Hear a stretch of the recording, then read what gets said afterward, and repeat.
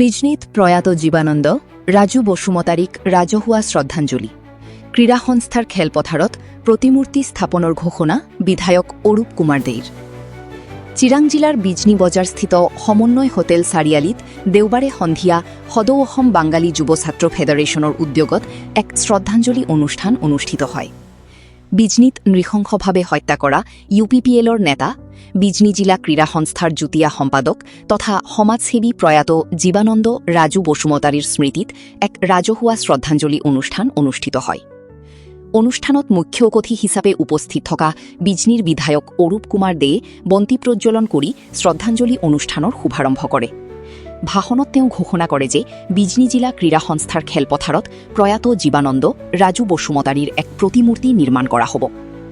বিধায়কগৰাকীয়ে লগতে জানিবলৈ দিয়ে যে তেওঁ প্ৰয়াত জীবানন্দ বসুমতাৰীৰ বাসগৃহত উপস্থিত হৈ শোকসন্তপ্ত পৰিয়ালক সমবেদনা জ্ঞাপন কৰাৰ লগতে ব্যক্তিগতভাৱে 1 লাখ টকাৰ আৰ্থিক অনুদান আগবঢ়াইছে। ইয়াৰ উপৰিও BTCৰ প্ৰাক্তন প্ৰধান হাগ্ৰামা মহিলাৰীয়েও পৰিয়ালটোক 1 লাখ টকাৰ অনুদান আগবঢ়োৱা বুলি তেওঁ উল্লেখ কৰে। সংবাদ মাধ্যমৰ সৈতে হোৱা বাৰ্তালাপত বিধায়ক অৰূপ কুমাৰ দেই কয় যে সামাজিক মাধ্যমৰ জৰিয়তে একাংশ দুষ্ট চক্ৰই সাম্প্ৰদায়িক সম্প্ৰীতি বিনষ্ট কৰাৰ উদ্দেশ্যে অপপ্ৰচাৰ চলাই আছে। এনে অপচেষ্টা বিফল কৰিবলৈ তেওঁ চিৰাং জিলাৰ আৰক্ষী অধীক্ষকক বিষয়টো অৱগত কৰাৰ লগতে ভুৱা সামাজিক মাধ্যমৰ একাউণ্টসমূহৰ বিৰুদ্ধে কঠোৰ ব্যৱস্থা গ্ৰহণ আৰু জড়িত ব্যক্তিসকলক গ্ৰেপ্তাৰ কৰাৰ বাবে নিৰ্দেশ দিয়া হৈছে বুলি জানিবলৈ দিয়ে।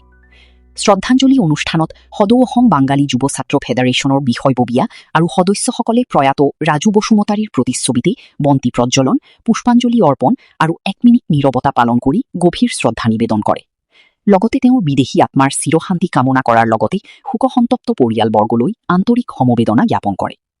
উক্ত অনুষ্ঠানত সদৌ অসম বাঙালী যুৱ ছাত্ৰ ফেডাৰেশ্যনৰ উপৰিও বিভিন্ন সামাজিক সংগঠন, বুদ্ধিজীৱী, ব্যৱসায়ী আৰু বহুসংখ্যক সাধাৰণ ৰাইজ উপস্থিত থাকি প্ৰয়াত জীবানন্দ ৰাজু বসুমতাৰীৰ প্ৰতি শেষ শ্ৰদ্ধা নিবেদন কৰে।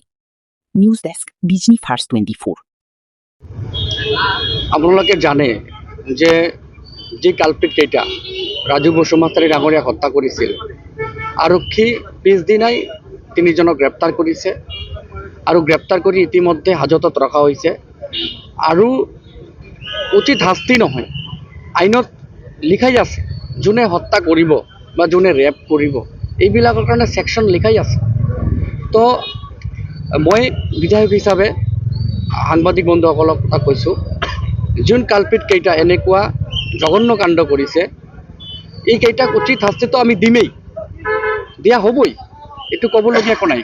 কিন্তু আগন্তুক দিনত বিজনী বিধানসভা সমষ্টি বুলি নহয়, চিৰাং জিলা বা বিটিআৰত এনেকুৱা যেন হত্যাকাণ্ড নহয়, এইটোৰ কাৰণে আমি গৃহীত ব্যৱস্থা ল'ব লাগিব।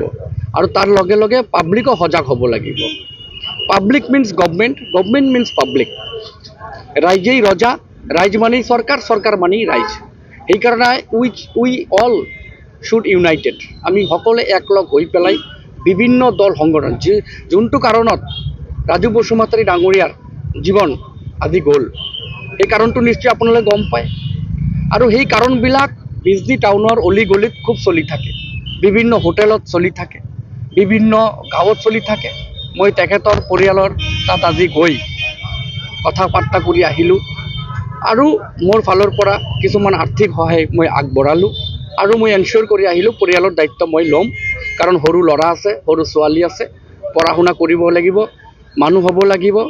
তাৰ দেউতা যেনেকুৱা সৰু সৰু ল'ৰা ছোৱালীক ইনস্পায়াৰ কৰিছিল খেল বা বিভিন্ন এক্টিভিটিছত, তো সেইমতে ল'ৰা ছোৱালীয়ে উঠি আহিব লাগিব।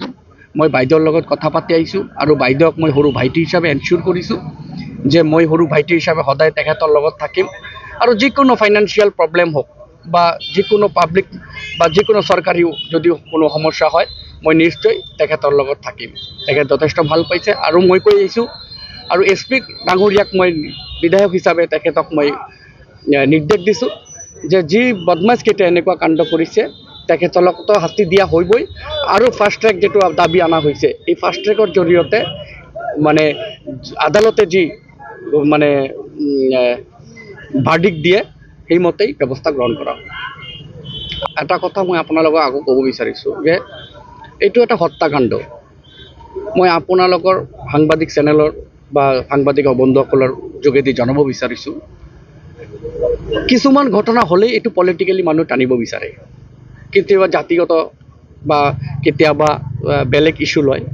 তো কিছুমান এনেকুৱা ফেচবুক ফেক আইডি আছে, এই ফেক আইডিবিলাক জাতিগত ক্লেছ লগাই দিব খোজে।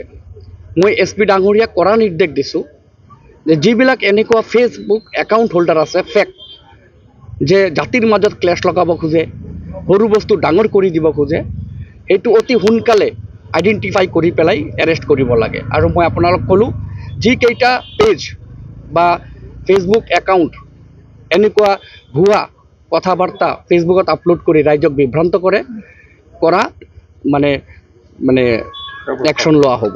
Thank U.